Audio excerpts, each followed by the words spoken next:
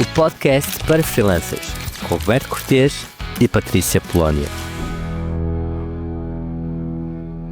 Hello, malta! Bem-vindos a mais um episódio do podcast sem nome, que em breve terá nome. Eu sou a Patrícia, estou aqui com o Roberto e vamos dar seguimento ao último episódio. Estávamos a falar de precificação, então vamos aqui abrir com esta questão do: há clientes para todos os preços? Há clientes para todos os preços.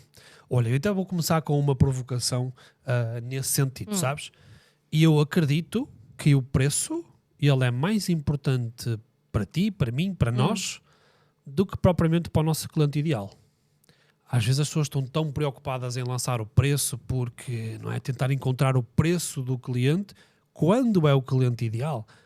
E quando existe um match de valores e quando a pessoa percebe o entregável, ela precisa realmente daquilo que lhe está ali a ser vendido, ela sente segurança, confiança em trabalhar connosco, o cliente está muito menos sensível a preço, quando é o ideal. Né? Quando é o ideal, não é? A pessoa já tipo, é contigo que eu quero trabalhar. Olha nós aqui com o Helder. O Helder, é contigo que eu quero trabalhar. Quero gravar aqui o podcast. Pessoal, Helder Pinto, vocês procurem aí no Instagram, vocês vão encontrar. Isto é tudo dele. Vai estar nas descrições e tudo mais, também aí do coisa, quem é os nossos parceiros. Mas, sabes, então, o preço, se calhar o Helder, quando mandou o preço do estúdio e tal, se calhar era mais importante para ele, tipo, será que está ok, né? Imagina, quando eu decido assim, olha, temos margem para o fazer, é aquele parceiro ali, é aquela, eu confio, quero muito, estás a ver? Se ele me tivesse metido mais 20%, ou menos 20%, ou mais 30%, ou mais, menos 30%, eu de alguma forma me ajustaria. Tá? Sim, de alguma forma me ajustaria, porque sim. Não é? Eu sendo o cliente ideal, eu já tendo essa percepção, entendendo o valor o preço e podendo para ti pagar não o preço. Seria, é isso, não seria um impedimento, não é? Agora, claro, se dentro daquilo que era a minha expectativa, o orçamento devia ser lá o dobro, o triplo, aí estamos a falar de outro tipo de questão. Mas naquilo que é, na generalidade, que é difícil a pessoa também mandar um orçamento que seja, sei lá, desfasadíssimo daquilo que é a realidade dos negócios, não é? Partindo desse princípio, o preço acaba por ser muito mais importante para quem está a mandá-lo do que para o cliente ideal. O cliente ideal, se realmente for o cliente ideal, ajusta-se. Se não for o cliente ideal, ele provavelmente vai ter que querer negociar ou até vai mesmo torcer o nariz ao preço. E acho que esta visão, este ângulo de ver as coisas, ele é até de alguma forma libertador para quando nós enviamos a nossa proposta, tá? Mas olha, desculpa. Quer acabar? Não, isso é tipo, sabes, eu quando mando uma proposta penso assim, se for o meu cliente ideal vai perceber o valor que aqui está. Isso eu também já fiz um trabalho bom de antemão, de aquecimento, de preparação, de geração de segurança, de fazer com que o outro lado sinta que eu sou o parceiro certo para levar a determinado desafio para a frente, se eu fiz bem esse meu trabalho. É isso mesmo, era esse ponto até que eu ia acrescentar, que é, não está só dependente do lado de lá, não está só do lado do cliente ideal, está também, ou seja, da percepção de valor que tu passas sobre o teu trabalho, não é? Porque ele até pode ser o teu cliente ideal, mas se tu não souberes comunicar, voltando também àquela questão da comunicação, da empatia, não sei o quê, se tu não conseguires comunicar o valor do teu trabalho, e não estou a falar de preço, estou a falar de valor numa ótica de tipo, qual é a transformação que tu prometes, qual é o valor agregado, qual é o valor acrescentado que vais trazer àquele negócio, àquela marca, àquela pessoa. Se tu consegues comunicar isso, o preço torna-se acessório também. Mesmo que esse cliente não seja... Percebes? Ou seja, claro que o cliente ideal é sempre importante, mas... também tem a ver tens que fazer o teu trabalho, como tu comunicas a tua oferta, não é?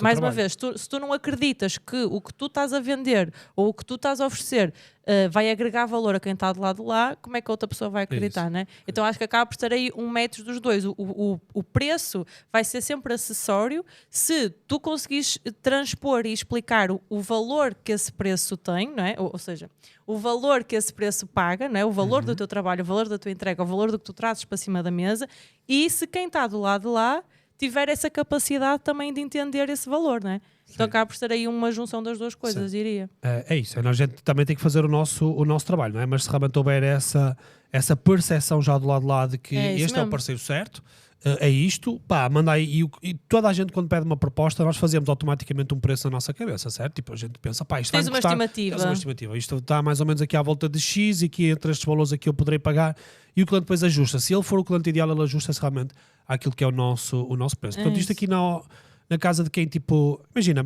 para quem vai fazer uma precificação, para quem vai enviar uma proposta, se vocês olharem para a coisa por este ângulo, também talvez vos crie alguma leveza, porque a malta sofre muito na altura do envio de propostas. Tem medo, né? Que é a percepção do outro, não é? Pá, o que é que o outro vai achar sobre aquilo que eu lhe estou a mandar? Yeah. Vai achar barato, vai achar caro, vai achar um absurdo, vai achar demasiado barato, vai achar o quê? Não é? Então nós sofremos muito por antecipação por uma coisa que não existe, que é a opinião alheia. Isso é outro ponto super importante que eu acho muito relevante que tu pegaste, que é, ou seja, e mais uma vez, também percebemos muito isto que as pessoas trabalham connosco e com os freelancers que nós vamos acompanhando, que é, ou seja, que valor é que eu devo dar para isto? E nós perguntamos, mas o que é que vais fazer? Isto. Tá, então para isso qual é o valor que tu achas que faz sentido? Não sei, porque o que é que se costuma cobrar? E a malta não entende que, mais uma vez, há clientes para todos os preços. Se tu cobrares 80 euros, vai haver quem compre. Se tu cobrares 3.000, vai haver quem compre. Dos dois, estás a ver? Então, esta cena que também acho que é uma... Estavas a falar de fazer baseado no outro, não só no cliente, mas também no mercado, que nós também temos essa tendência. Com certeza. Mas eu sei que há quem cobra, menos. E é por isso que tu vais cobrar? Menos também? Se calhar não faz sentido, não é? Nós tivemos uma vez um exemplo no ProLancer. Bom, a gente aqui nunca vai citar nomes, às vezes até o podemos fazer, mas 99% das vezes não o vamos fazer.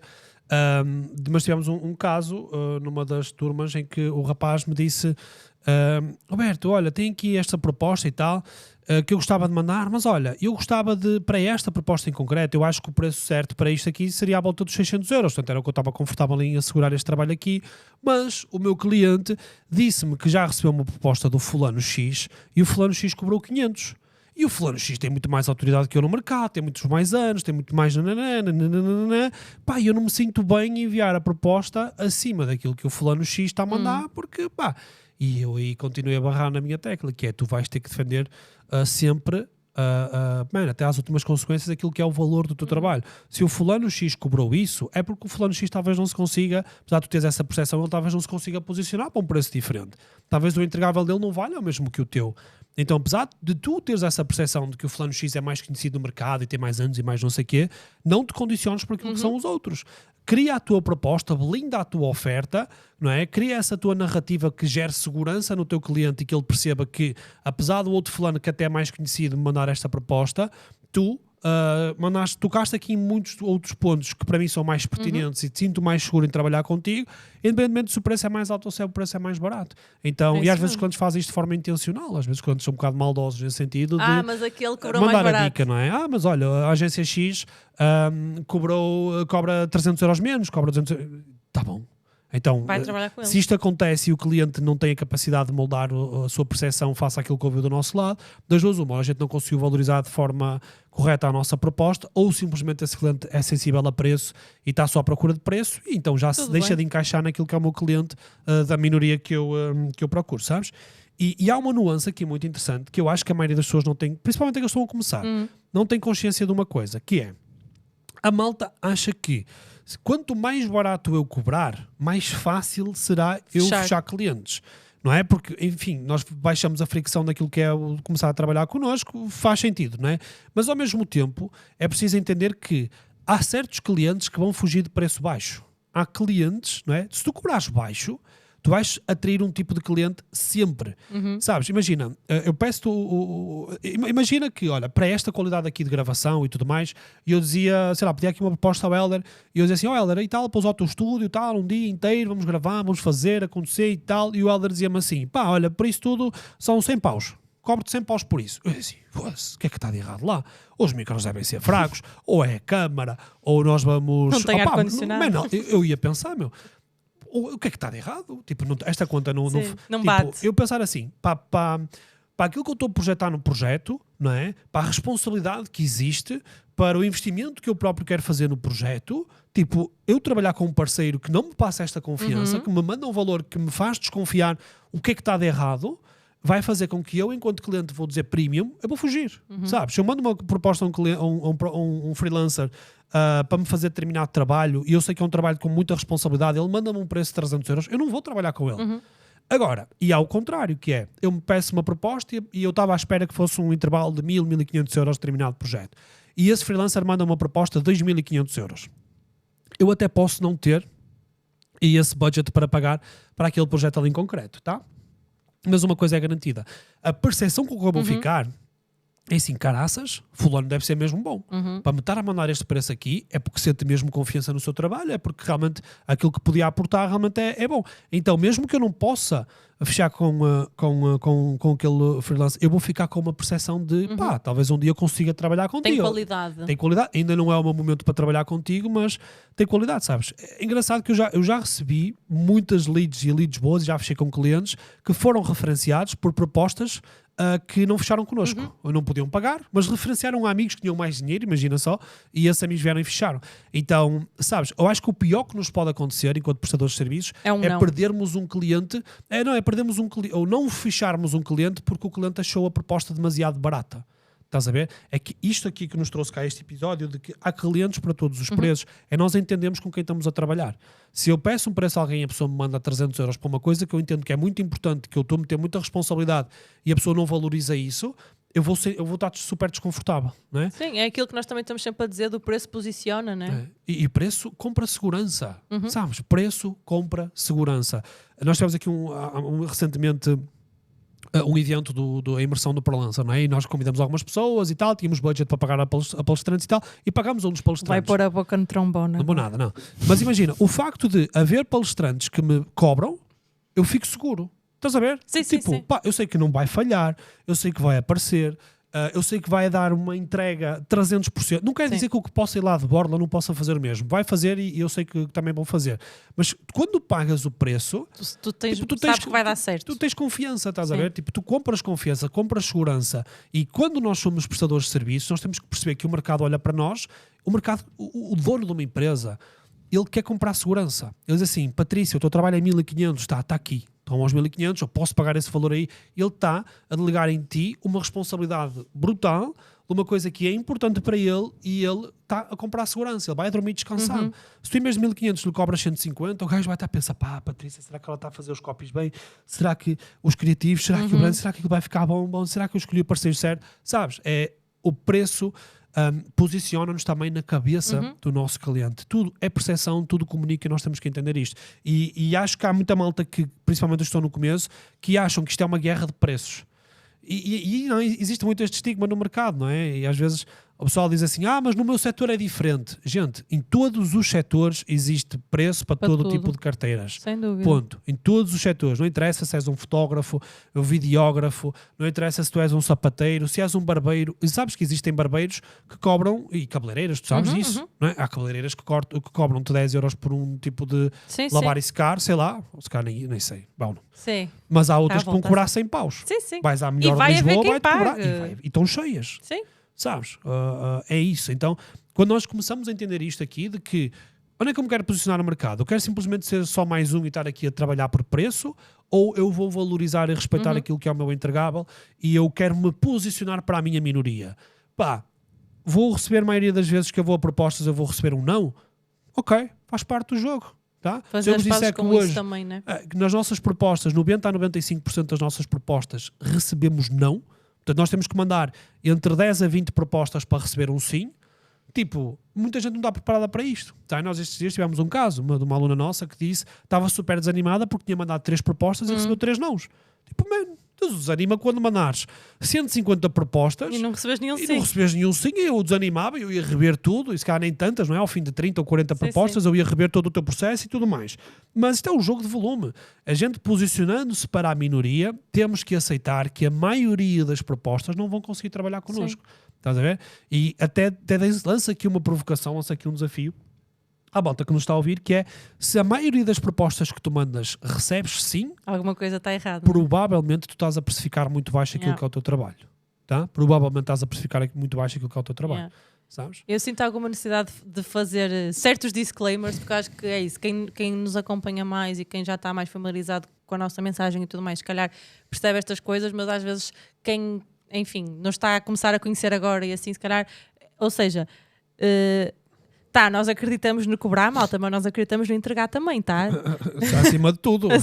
É trabalhar, meu povo. Nós vendemos trabalho. É isso mesmo, não é cobrar bem e depois chegar e não entregar a confiança e não entregar, tá? Ou seja, É um todo. É isso mesmo, ou seja, É um nós só conseguimos cobrar efetivamente bem e de forma justa se metermos lá também o trabalho e metemos lá também a entrega, tá? Não adianta, ai que fixe que eu sou, fechei um cliente de 2K e depois vai saber e tipo, não é só fechar o cliente, depois é chegar lá e mostrar os resultados e mostrar a entrega e tudo mais.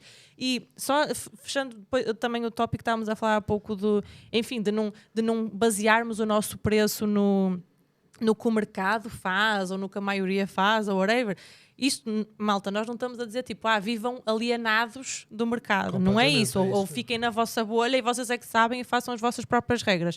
Obviamente não é isso, não é? Faz sentido nós olharmos para o que está à nossa volta e nós temos isso em consideração. Agora, não vamos fazer não vamos precificar e valorizar o nosso trabalho com base inteiramente no que os outros fazem ou no que o nosso cliente ou no que o nosso potencial cliente pode pagar ou precisa de pagar, né? Então é meio que ter noção de tudo, sim, do que nos rodeia, seja a nível de mercado, seja a nível de concorrência, seja a nível de clientes, mas não nos definirmos por isso, né? Tipo, usar isso como base, ter isso em consideração, mas, mais uma vez, se nós formos à procura no mercado de quem cobra 30, vamos encontrar. Se formos à procura de quem cobra 3.000, vamos encontrar. E vos garanto que os dois têm clientes. Sim. Olha, e depois às vezes, sabes... olha, vou-te contar aqui uma história minha, que talvez algumas pessoas se revejam nela. Eu lembro-me que mais ou menos na altura de 2018, eu fechei o meu primeiro cliente enquanto freelancer, não sei se 18, 17, mas bom, foi nessa altura. Estava a acabar a faculdade. Eu fechei o meu primeiro cliente de 500 euros. Já tinha vários clientes até então, mas foi o primeiro cliente que me pagava 500 euros. E nessa época, face à mentalidade também que eu tinha, enfim, o conhecimento que eu tinha, eu achava-me o senhor do mundo. Eu achava que tinha batido no auge. Eu achava-me tipo, eu devo ser o freelancer que melhor cobra em Portugal. Eu estou a cobrar 500 paus numa abença.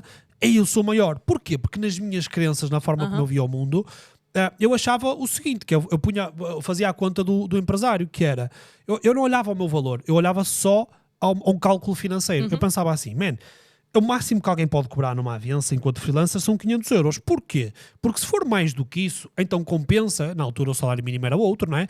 Compensa contratar um estagiário, olha, imagina com quem é que eu estava a comparar, não é? Compensa contratar um estagiário para fazer a função que eu vou estar a fazer, não faz sentido nenhum alguém pagar mais do que 500 euros a um freelancer. Então, tipo, eu estava a desvalorizar-me completamente, estás a ver? Tipo, todos os anos que eu já tinha de gestão de tráfego, os milhões que eu já tinha investido nessa época de gestão de tráfego, eu estava completamente desvalorizado. Eu estava-me a comparar a um estagiário porque era o mercado, eu comparava-me com o mercado. Então, na minha cabeça, quando eu cobrei essa primeira avença de 500 euros e tive um sim, eu achava que tinha atingido o auge, o limite, o teto máximo. Tipo, sabes, eu pensava, eu sou mesmo o melhor freelancer a precificar em Portugal e tipo, ninguém me para, segurem-me, cuidado, estou louca. Era isso que eu estava a pensar na época. E depois, quando eu comecei a conhecer um bocado mais mundo, a frequentar outros meios, a conhecer outras pessoas, a falar com outras pessoas, eu comecei a pensar que tipo, foda-se, eu só cobro 500 euros. Estás a ver? Quando eu comecei a ficar mais desperto para outras realidades, eu comecei a perceber que se calhar não é assim tão especial.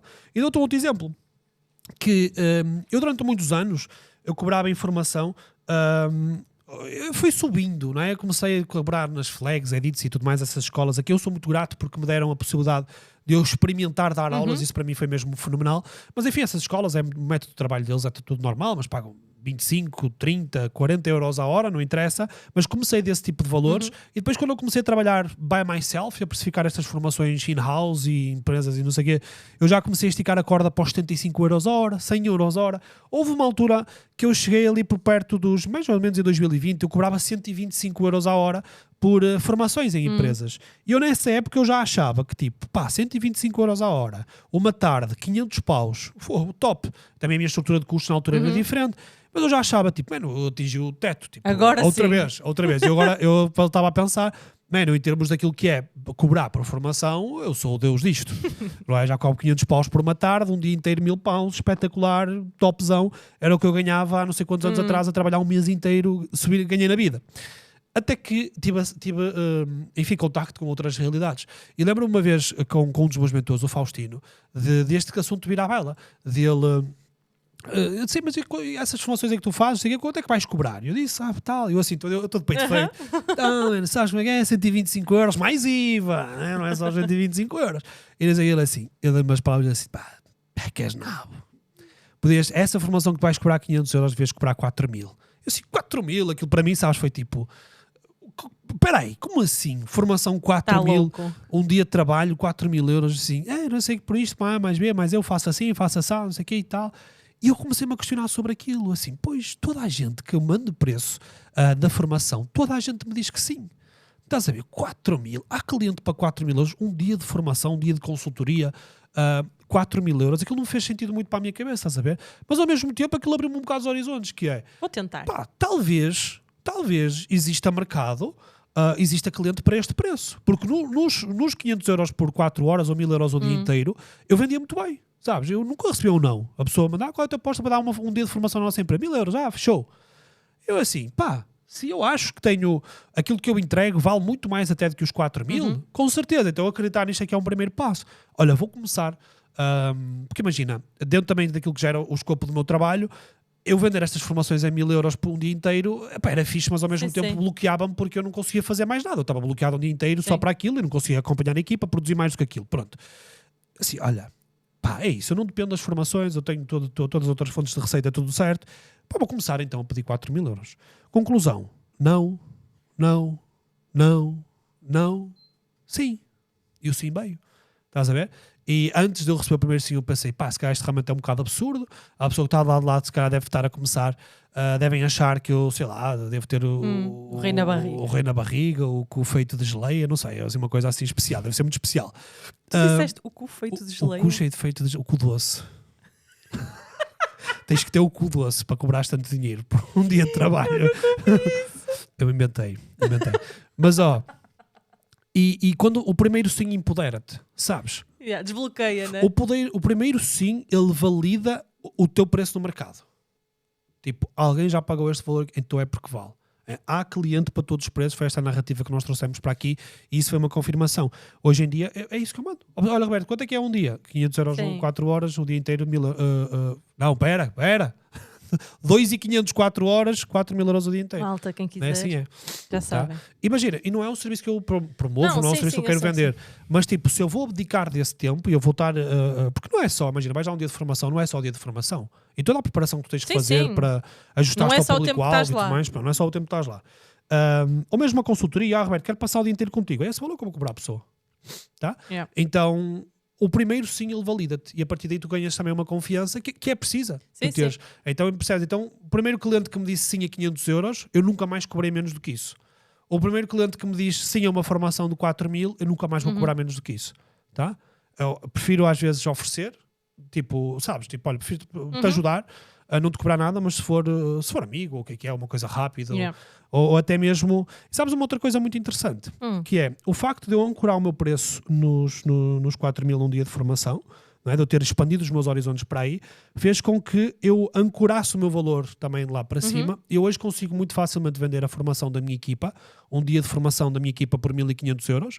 Tá? Porquê? Porque é a minha equipa, é treinada por mim, a percepção do mercado, tipo, ok, não é o Roberto que vai estar cá, mas é alguém da equipa do Roberto treinado com metodologia, e o preço é muito... Então, os 1.500 euros da minha equipa passam a ser extremamente baratos.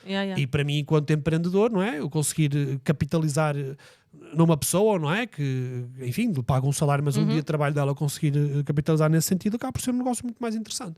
Então eu prefiro, mais que não seja para ancorar o preço também da equipa, é uma estratégia muito interessante. Sim, eu acho que essa questão da ancoragem acaba por ser um ponto importante, porque lá está, o caro e o barato é sempre relativo, não é? Mesmo. Então quando tu já geres a expectativa de quem está do lado de lá, que olha, o valor base ou a minha média de valores ou a minha baliza é esta, a expectativa já vai ser que tu batas ali, não é? Então quando tu dás um preço ligeiramente abaixo, a perspectiva de quem está do lado de lá, do potencial cliente é, olha, é barato, olha, é uma oportunidade. Sim. E quando o cliente percepciona alguma coisa como uma oportunidade, está muito mais predisposto a comprar, a adjudicar e a avançar, não é? Sim.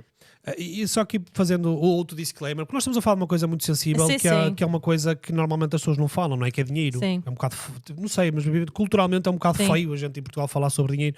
Acho que há outras culturas em que a malta já fala mais abertamente sobre isto. E é uma questão sensível, porque muita gente... Eu imagino o Roberto de 2016 ouvir este podcast, eu ia dizer assim... mas isso é um absurdo, 4.000 euros, mas é porque és tu, porque tens a marca pessoal isto, não sei das quantas, não.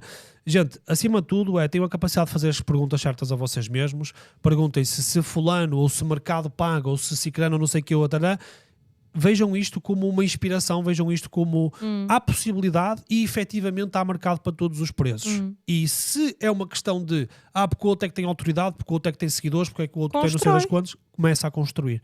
É exatamente isso, sabes? Há um outro momento na minha vida que foi um turning point na minha vida, sabes, Patrícia, que foi uma eu falo disto muitas vezes porque realmente foi mesmo um turning point. Um evento que eu fui na República Checa no ano do 14, 15 mais ou menos. Eu sei todas as tuas histórias, é chocante. Eu já sei o que é que vais dizer. E foi mesmo um turning point porque nessa época eu lembro-me de estar na plateia, um evento incrível com gente incrível no palco e conteúdo mesmo incrível, mas ao mesmo tempo eu estava ali sentado e eu olhava e dizia assim, eu não sou menos capaz. Eles estão a fazer um conteúdo incrível, eu não sou menos capaz. Eu acho que podia assumir aquele palco. Porque não eu, né? E brilhar ali em cima daquele palco. Mas porquê é que eu não estou ali e porquê é que eu não vejo nos próximos anos eu a estar ali em cima? O que é que eu não faço? O que é que eu tenho que fazer? Eu tenho que construir audiência, eu tenho que partilhar com os outros, eu tenho que gerar valor, eu tenho que fazer isto.